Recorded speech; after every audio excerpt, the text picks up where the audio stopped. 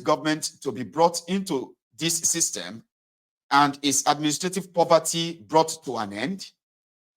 The choice of Lugard is in effect, turned this question upside down. With his return to Nigeria, there could be no question of devising measures whereby the northern administration will be adapted to the new conditions. Instead, the South would have to bend to northern dogmas. It was going to require much more than the ring fencing measures which Morel had recommended. The plan Lugard adopted was to first arrest and then remove those influences from southern Nigeria itself. The revocation of Egba independence. Abeokuta, in the then still independent kingdom of Egbaland, represented all the colonial offices' worst fears for the future direction of southern Nigeria as things then were. Morel gave the following accounts. Abeokuta, the capital of the Egba United Government, whose authority extends over 1869 square miles, 1,869 square miles. Its mass corrugated iron roof glaring beneath at the huge outcrop of granitic rock where its founders first settled 100 years ago, offers the curious picture of a Europeanized African town in the fullest sense of the term. But with this unique feature that its administration and the administration of the district, of which it is the capital, is conducted by natives, that is the Alake, the head chief in council. It is, of course, that the British Commissioner wields very great influence, but he is invested with no legal powers of intervention whatsoever, because the British treaty with the Egba section of the Yoruba people recognizes their independence in all internal affairs, and all government notices and pronouncements posted in the town are signed by the Alake and the Alake's secretary. The commissioner, Mr. Young, finds himself indeed in a position where the utmost tact is required. The whole machinery of administration is on the European pattern, with its secretariat, treasury, public works department, police, prison, printing offices, post office, etc., all managed by Europeanized Africans. I visited most of the government departments, the prison, the printing offices, and was impressed with the industry and business-like air which reigned within them. The revenues, thanks to the commissioner, are in a healthy state. Excellent roads are being constructed. A water supply is being arranged for out of a loan of £30,000 advanced by the Southern Nigerian government. Labor-saving machinery is being introduced at the commissioner's suggestion. An imposing college is in course of erection. It is all very remarkable and interesting. Whether it is durable is a matter of which I shall have occasion to discuss later. The real concern was not whether this state of native governance and administration was durable, but whether it was desirable. A viable and successful independent native-led mini-state existing alongside British-administered Nigeria was inimical to the plan to hold the colony for the long term.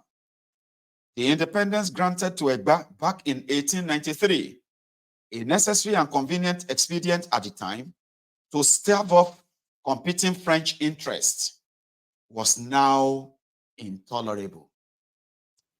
Lugard's first priority was to bring Egba land into Nigeria, and the groundwork had begun ahead of his arrival. The first stage had been to use financial inducement to persuade the independent state to accept the appointment of a British resident. So, as British control was extended over most of Nigeria, the Lagos government attempted to undermine Egba independence whenever possible. Proximity aided this progress. So too, did the radical departure of the Egba United government from established Egba norms. The Alake attempting to increase its powers, and Edu and associates trying to modernize the state needed as much support as they could obtain from the Lagos government. However, the Egba remained suspicious of the British and did not automatically concur with every scheme put forward by Lagos. Thus, in 1907, the Egba rejected the offer of an annual payment of £300 to the Alake and the expenditure of £2,000 on construction and repair of roads in Egba land. All the Lagos authority wished in return was for a European to be appointed resident of the Egba court, the British commissioner to sit on the council, and a British auditor to review the accounts. Edu and the council could see through this thinly disguised takeover move and agreed only to accept the British auditor. However, it was stipulated that the auditor would be paid from Egba, not British funds. The only thing that the independent Egba state lacked, and which any truly independent state must have, was the means to ensure its own internal security. All it had, under the terms of the 1893 treaty, was a security guarantee with the British, which, while sufficient to keep the Egba safe from all other aggressors, left them vulnerable to pressure from the Guardians themselves. It only needed an internal security crisis to arise for the nominally independent state to be forced into the arms of the Lagos government. The first opportunity to clip the wings of the independent mini-states came in 1907, following the death in custody of an old man. There was considerable disorder in Egba State in the wake of the Ariwo incident of 1907. Secretary Edu charged an old man, Odugbemi Ariwo of Ikija, with sedition and sent the police to arrest him. The old man died while being arrested. The Lagos government's prize for helping to restore order after this incident was the acceptance by the Egba government of PCV Young as a permanent British commissioner. The next stage, following the arrival of Lugard, was the complete abrogation of the 1893 treaty. I'll read that. Oh, I need to drink. I need a tea break now. Another tea break, by the way. Yeah.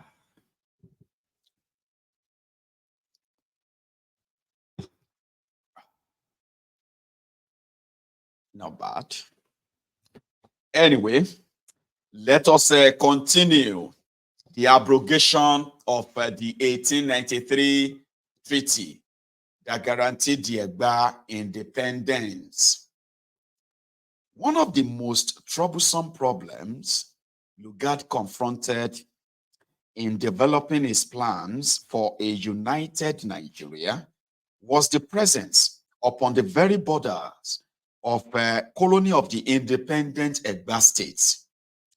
It is not surprising that he set the abrogation of the treaties whereby Britain recognized Egba independence as one of the first goals of his administration.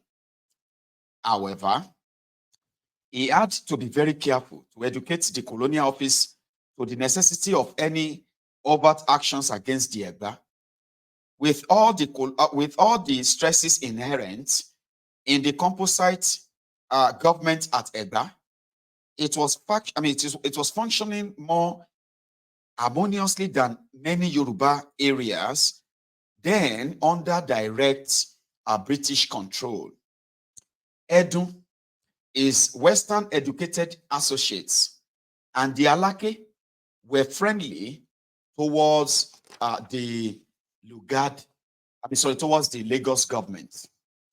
The new institution of the Egba state were modeled on those of Britain, and there were many educated Egba in Lagos, whose loyalty was not questioned. Lugard's task was not to put down an unruly government which threatened the lives and properties of British nationals. Instead, he had to find some way to subvert a friendly government. There was little point in reinventing the wheel. All that was needed was another old man to be sacrificed.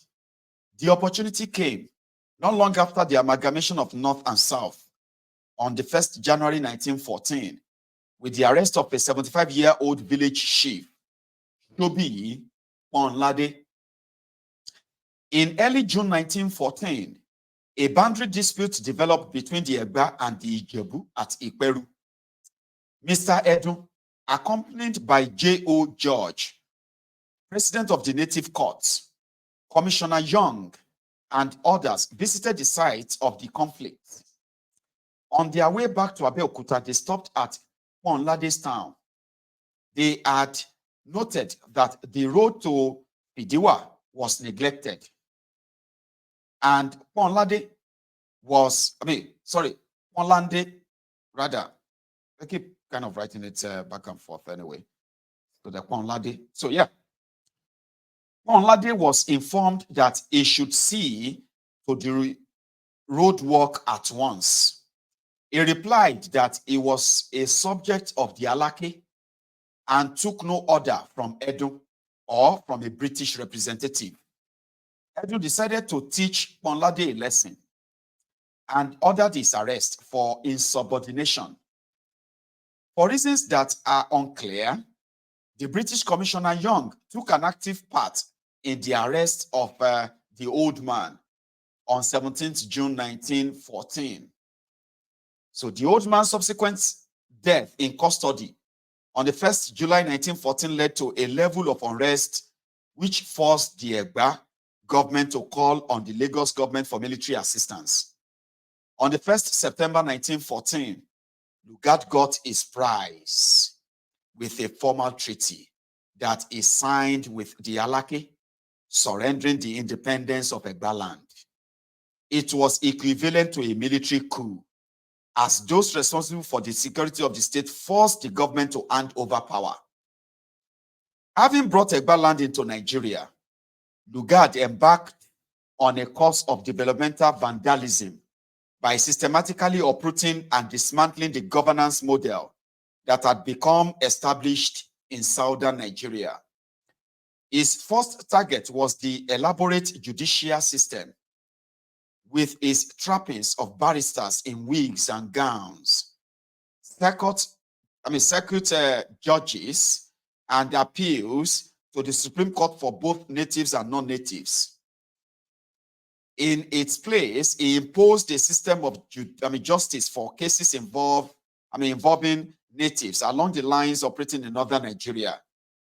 In these new courts, lawyers were banned and the resident doubled up as the judge. The seeds of democracy, which had only recently been sown, were also to be dug up. The Legislative Council, which had since the amalgamation of the South in 1906, been legislating for both the Lagos colony and the protectorate of southern Nigeria, is set up a Nigerian council, which was little more than the equivalent of a company annual general meeting with no legislative powers. An unconsummated union and the expulsion of Lugard. The beginning of the end of Lugard's reign and of British rule in Nigeria came with his attempt to impose direct taxation in the South. Although in November 1903, Lugard had delivered a paper to the Royal Geographical Society in which he had warned against attempting to enforce direct taxation in the very early stages of British rule. The 5-year fixed funding deal that had been agreed with the Treasury to support the amalgamation now forced him to abandon his own counsel. Northern Nigeria, having been created through conquest and with its system of indirect rule through the existing feudal order, it had been possible to impose direct taxation without resistance. His attempt to extend the policy to southern Nigeria, even as he was closing down the avenues of representation that previous governors of southern Nigeria had introduced, was a provocative policy mix. As had happened with the American Revolution that led to the Declaration of Independence from Britain, the attempt to impose direct taxation in Yoruba land lit a fuse. Sir Frederick had decided very early in his administration to apply the northern system of rule to the southern areas as far as possible. This meant salaried officials with well-defined powers operating under the direction of a single African executive. There was a fundamental flaw in Lugard's conceptualization. However similar, a Yoruba Oba and his court might have appeared to be in comparison to a northern emir and council, there were basic differences. No Yoruba Oba possessed the autocratic power of his northern counterparts. There were many overt and covert checks on his authority. This was even more true at Abeokuta than elsewhere in Yoruba land. No Yoruba chief had ever collected direct taxes from his people on a regular basis, while the Hausa and Fulani had accepted this practice, not correlated with direct taxes. They have accepted this practice as a standard procedure for centuries. Any system of tributes in Yoruba land was not correlated with direct taxes. Even in sophisticated Abeokuta under the United Egba government, the needed revenues had been raised by custom duties or use taxes. Lugard, however, regarded the levy of a direct tax as the very foundation of his system. A sensitization campaign led by the Alake to sell the new tax regime to his Egba people made little impact. The Alake's influence had been diminished by his perceived surrender of Egba independence to the British. Egba and Owu groups now armed themselves to fight the tax and to free themselves from British rule. The uprising was timed to coincide with the season of heavy rains. This, together with the dense forestry, they calculated would give them a fighting chance against the superior weaponry of the British Army, back from engagements on the war front with the German forces. It was a valiant effort which lasted from 13th June 1918 to 22nd July 1918. The presence of an unusual large number of regular troops enabled Lugard and Conliffe to snuff out the possibility for the dissidents to score a major success during the first week of the disturbances. In all, the British used 70 European officers and 2,800 Nigerian rank and file against the Egba and Owu rebels. The British-led troops were infantry. The quick success of the campaign can be attributed to the full complement of machine guns used by the British. Casualties for the British forces engaged were very low, considering the intensity of some of the fighting. Lieutenant Colonel Fenneran reported 8 rank and file and 2 civilian carriers killed.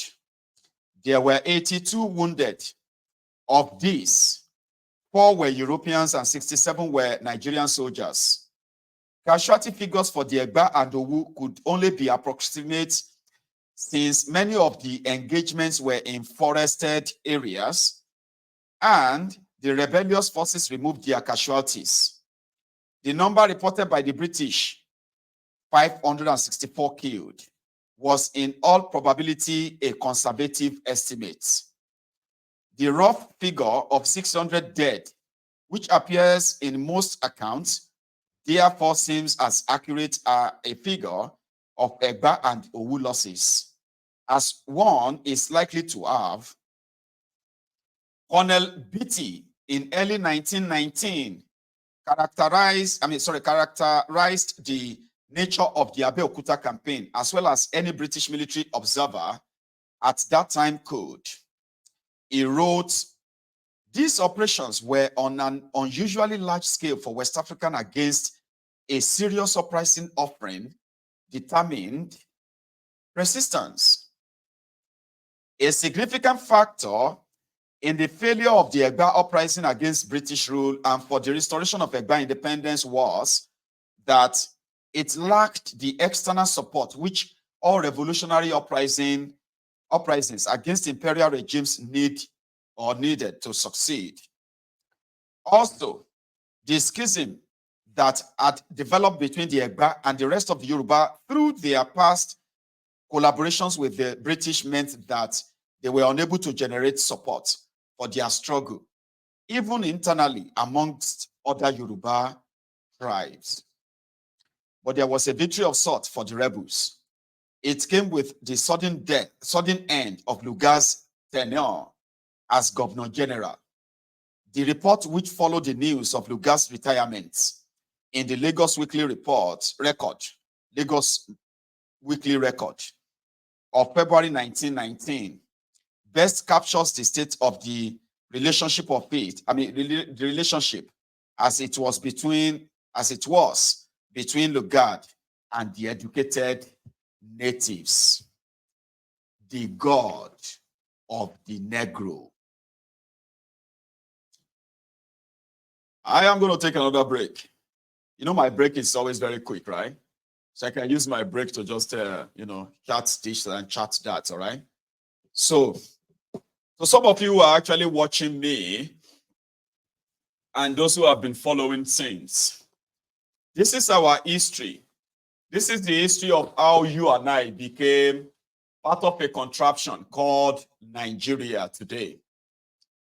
This history is why over 250 ethnic nationalities and tribes, people who speak over 500 different languages, different backgrounds and beliefs, cultures and tradition.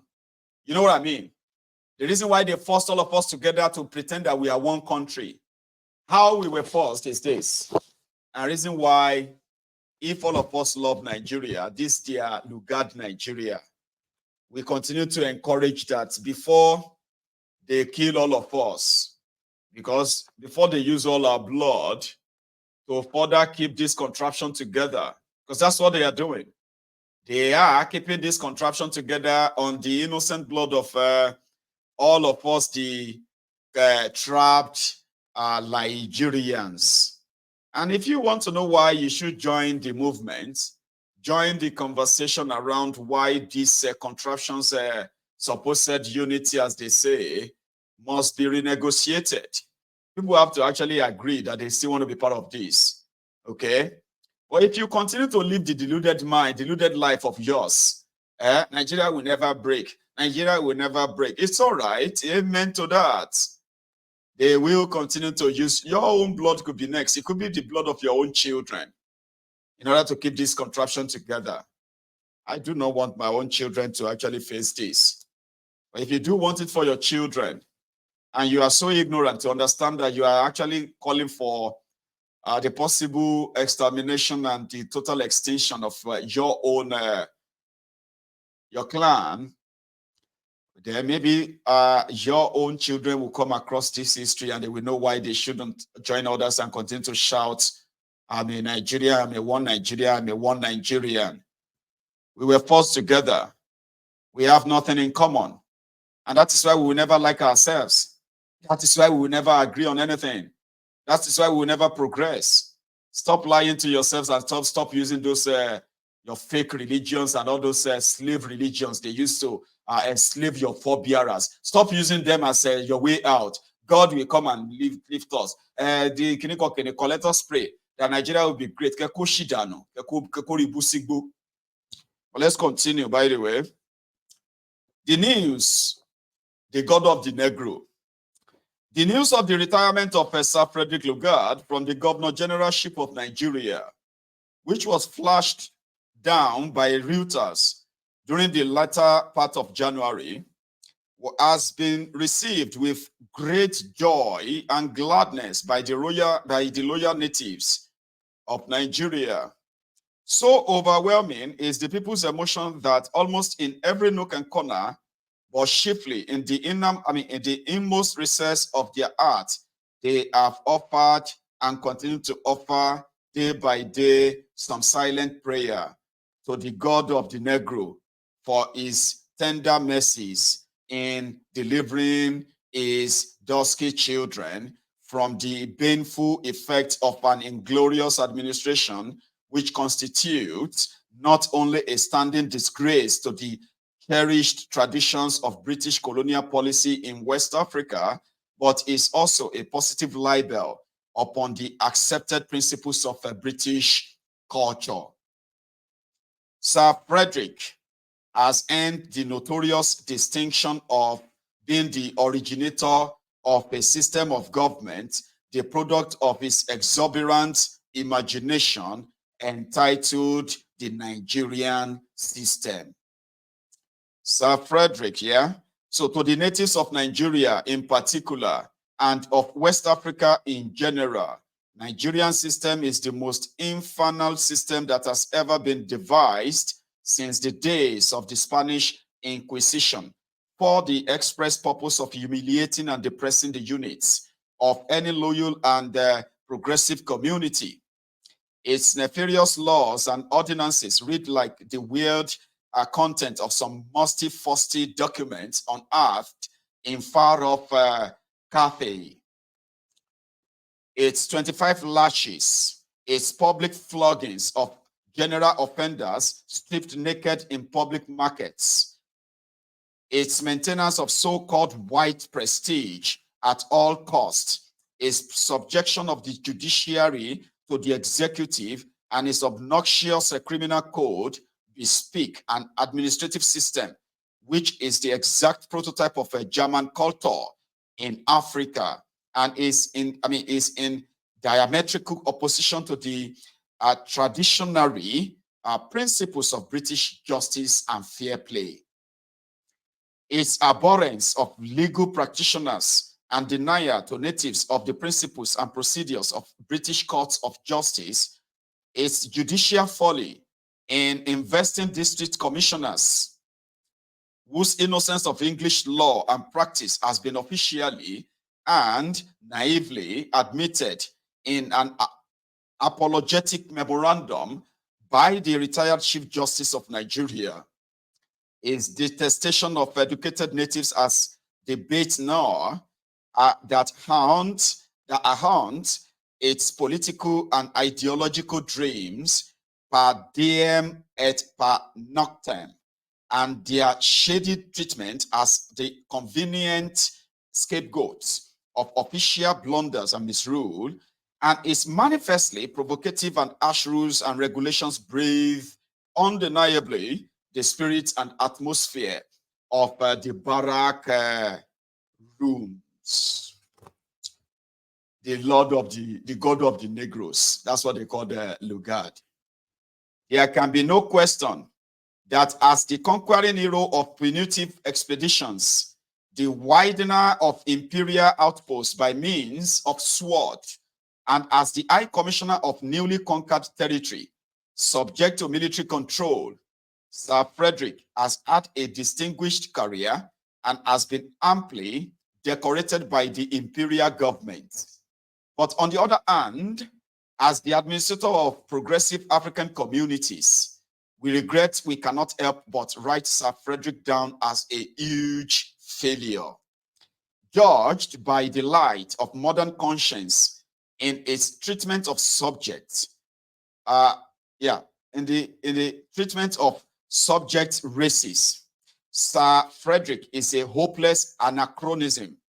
So hopeless indeed that as the byproduct of a bygone age, cast upon a time that would not understand him, yet he persisted in his in his fitful attempts to force the new wine of the law of social expansion of subjects races, the inspiring ideals of 20th century civilization, into the old bottles of military subjugation, domination, and terrorism, with the result that the old bottles have invariably been burst and riots and massacres have become rampant.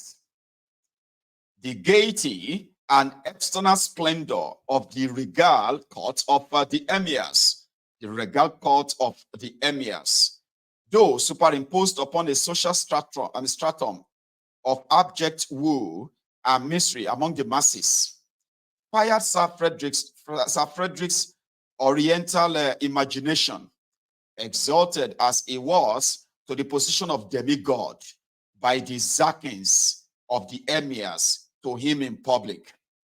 But Sir Frederick forgot that by postulating the success of his system upon the demonstration of force, the installation of fear and fascination of a mercenary bait, he was practically leaning upon a broken reed. For already schoolmaster is abroad, and the rapidity and subtlety with which liberal influences are absorbed by any given community through contact not only baffle research, but also escapes detection rather. For the communication of thoughts, New York is nearer to Lagos today than Lagos was to Ibadan some 20 years ago.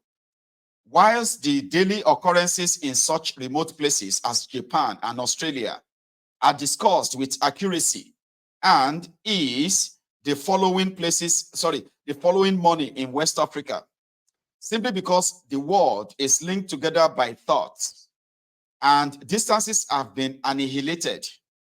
When in the fullness of time, the natives of the northern provinces, in spite of Sir Frederick's preventative policy, shall taste of the fruit of the tree of knowledge, and as the wisdom of serpent have represented, they shall be as gods knowing good and evil, Sikot the